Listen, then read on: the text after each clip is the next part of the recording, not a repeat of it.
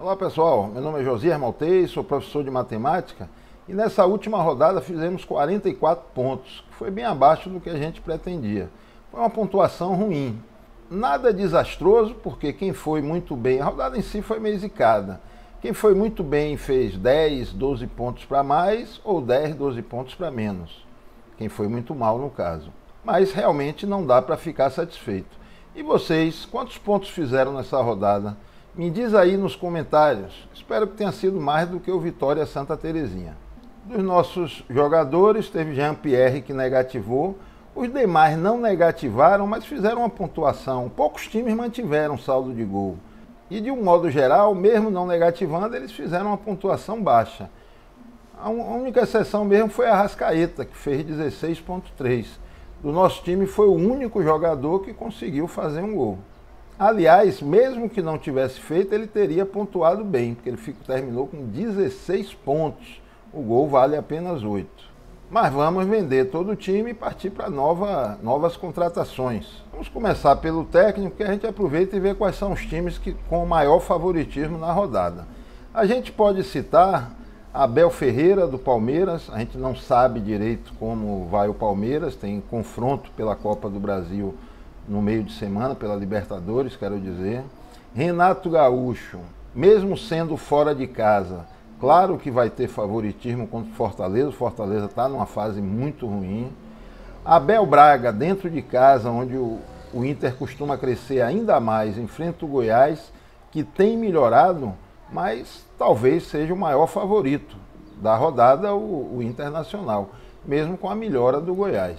E finalmente, outro que a gente ainda pode e deve considerar como favorito é o Flamengo diante do Ceará.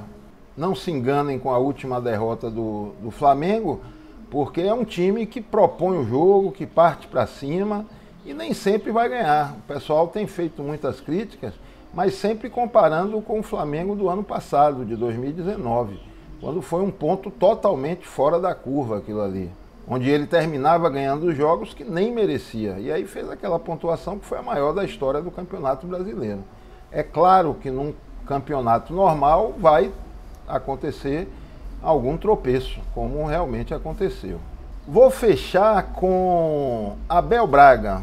O Inter diante do Goiás, dentro do Beira-Rio, tem um favoritismo muito forte. Na lateral, acredito que nossas melhores opções são Arana, embora seja um jogo complicado, mas ali pela direita do Bragantino, do Red Bull, Arthur costuma dar muitos desarmes. Agora o Atlético realmente não tem atuado bem fora do Mineirão. Temos ainda Vinha, precisamos saber se realmente vai para o jogo, mas é um baita de um lateral.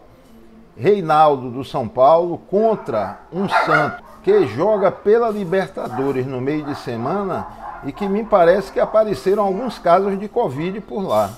Então isso aí dá um grande favoritismo ao São Paulo.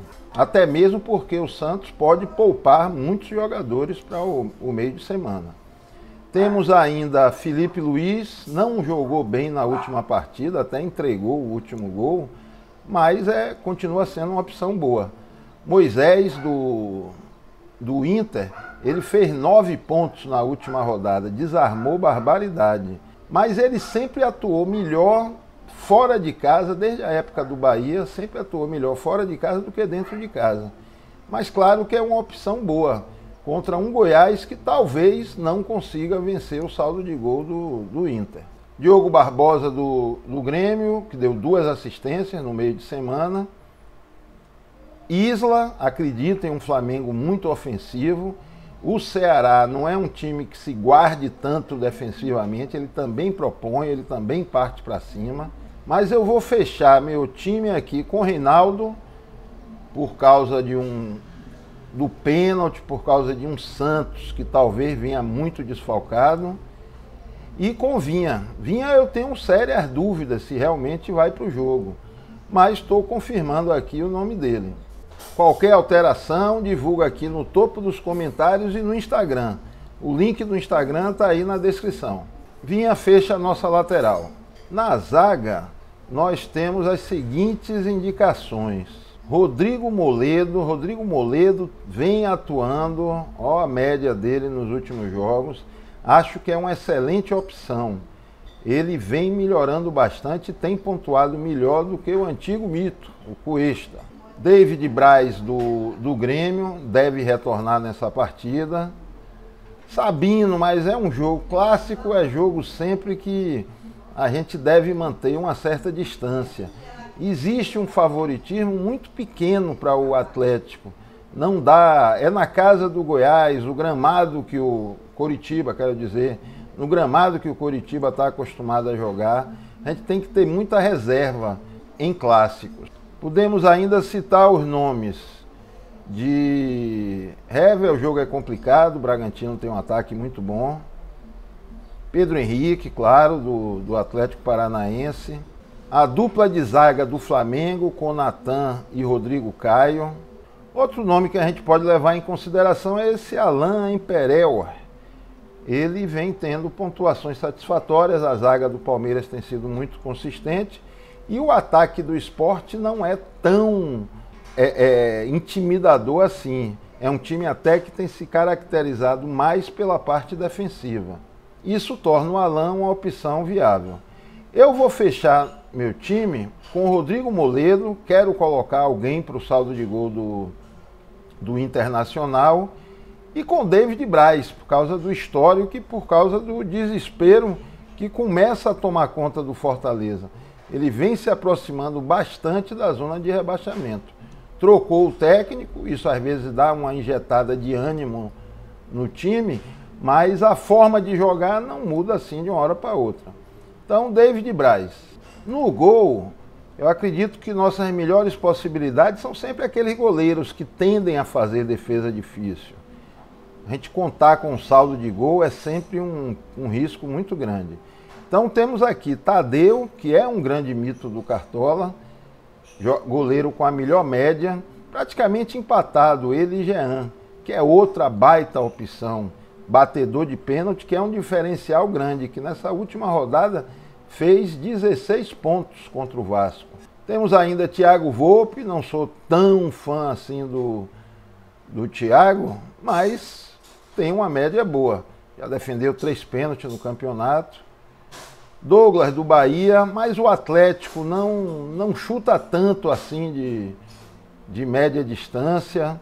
Às vezes quando chega na área já está de cara com o goleiro. Então ou sai aquela defesa do abafa, ou sai o gol, e aí já perde o saldo. Podemos ainda citar aqui o nome de Wilson. Acredito em um Atlético que deve chutar bastante em gol e com isso proporcionar defesas difíceis ao Wilson, que está com um time em desespero. O problema é clássico é clássico, às vezes o jogo fica muito truncado, mas o Wilson é uma outra boa opção. Tem também o Everton do Palmeiras. Eu vou ficar aqui, acredito que ele será muito exigido nessa partida, vou ficar com o Tadeu do Goiás.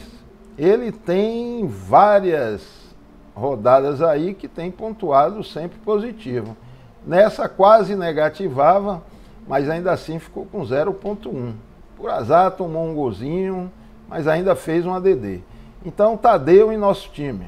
Se você chegou até aqui, espero que esteja gostando, então aproveito, peço a vocês que se inscrevam, que desse modo poderemos levar esse e outros conteúdos cada vez a mais e mais pessoas, beleza? No meio de campo temos opções interessantes. Temos aqui Galhardo. Galhardo eu acho que a gente já pode cravar. É o atacante do Inter, é o homem que bate o pênalti, então ele a gente tem que ter no time. Outras boas opções, a Arrascaeta voltou a pontuar bem, não sabemos se pontua bem de novo ou não, mas potencial para mitagem ele sempre tem. Então a Arrascaeta também confirmado. A nossa dúvida fica na terceira opção, Vina contra o Flamengo costuma tomar gol, então Vina deve participar desse gol, caso ele realmente aconteça. Raul fez 16,9, mas a gente só deve colocar Raul se a gente buscar regularidade no time do Bragantino. Esse 16,9 foi fora da curva. Ele tem a 4ª melhor média do Cartola, mas muito por conta da regularidade dele, sempre ali com 4, 5 pontos nos desarmes. Alisson, gostei da participação de Alisson, fez apenas 1,6, mas estava pisando muito mais na área do que o Jean-Pierre. Patrick, dobrar o Inter é uma boa. Everton Ribeiro, olha para aqui, 7,2, sem gol, sem assistência. É uma possibilidade bem interessante. Fernando Sobral, no jogo de ontem, ele voltou a jogar mais avançado. Para mim, era o melhor jogador do Ceará, não sei por qual motivo foi substituído cedo. Johan tem participado muito das jogadas ofensivas do Atlético Mineiro. Léo Cittadini, outro que tem chegado bastante na frente. Mas a minha terceira escolha vai ser um jogador que não está aqui nos prováveis. Ele está como dúvida. Por ser o homem da bola parada e acredito em um Palmeiras querendo ser campeão e com isso vai ter que partir para cima do Sport, mesmo fora de casa, eu vou fechar com Rafael Veiga. A gente, como vocês sabem, a gente fica de olho. Qualquer alteração no time, pelo menos meia hora antes do fechamento do mercado, eu divulgo aqui no topo dos comentários e no Instagram. Estou deixando o link aí na descrição, como eu já falei. E vamos saber, provavelmente, como é o jogo que abre a rodada, vamos ficar sabendo com antecedência se Rafael Veiga realmente vai para o jogo ou não. No ataque, as opções que nós temos são esse rapaz aqui, Keno. Acredito que ainda tem o pênalti do Atlético. É um jogo difícil, o Atlético não joga tão bem fora de casa, mas o Bragantino também é um time que parte muito para cima. E isso cede espaço. E tudo que o Keno quer é espaço. Então isso torna dele uma opção muito interessante. PP sempre, o Fortaleza tem que atacar, ele também deve aparecer espaços para ele. Tem sido muito marcado nos últimos jogos. Claudinho do Bragantino, ele vem numa fase fantástica. Olha as pontuações dele. Esse jogo aqui contra o Inter, que ele pontuou mal, fez apenas acho que 0,4, ele só entrou no fim do jogo. Ainda assim fez 0,4. Então é uma opção muito interessante. João Ramírez do Bahia, Gabigol sempre. O Flamengo é um time que propõe o jogo, que parte para cima. Então ele é um ótimo nome. Brenner foi mal, mas lembra que o Santos talvez vá com o time todo reserva. Isso torna Brenner uma baita opção. Bruno Henrique, eles dois não se saíram bem, ele e o Gabriel. Mas teve lance de sair 13 pontos, gol e assistência. Infelizmente o gol não saiu, né? Infelizmente para a gente que escalou e para o Flamengo. O Fluminense não concorda com essa opinião. Cano tem sido muito participativo, sem gol, sem assistência, 4 pontos. Com o Vanderlei Luxemburgo, certamente mandou ele chutar e ele é um ótimo definidor de jogadas. Carlos Eduardo e Kaiser do Atlético Paranaense são ótimas opções. Carlos Eduardo está numa crescente, já tem uma boa média, de vez em quando dá uma mitada, as pontuações dele sempre positivas. O único porém que eu coloco deles dois é o fato de ser um clássico. Eu vou fechar nosso ataque com Keno. Vai ser quase um ataque não totalmente alternativo, mas um ataque, acredito que diferente das outras pessoas. Porque eu vou colocar Keno, mas também vou colocar Claudinho. Acredito em um jogo com os dois times partindo para cima e buscando a vitória a todo custo. É o DNA do Atlético e é o DNA do Red Bull, do Bragantino. E o terceiro atacante vai ser Gabigol. É o homem de referência de um time bastante ofensivo. Nessa rodada, o nosso capitão vai ser Thiago Galhardo ou Gabigol. É uma dúvida tremenda. Por enquanto, vou de Galhardo. Mas qualquer alteração, se houver alteração, eu vou para o Gabriel. E qualquer alteração, divulgo aí nos comentários, no topo dos comentários e no Instagram. Nosso time fecha com Tadeu, Reinaldo, Vinha, Moledo, David Braz, Galhardo, que por enquanto é o capitão, talvez eu mude para o Gabriel, Arrascaeta, Rafael Veiga, Keno, Claudinho, o próprio Gabriel e Abel Braga como treinador. Custou 150 cartoletas. Se gostou, deixa um like, que isso aí nos motiva a continuar produzindo mais material, beleza?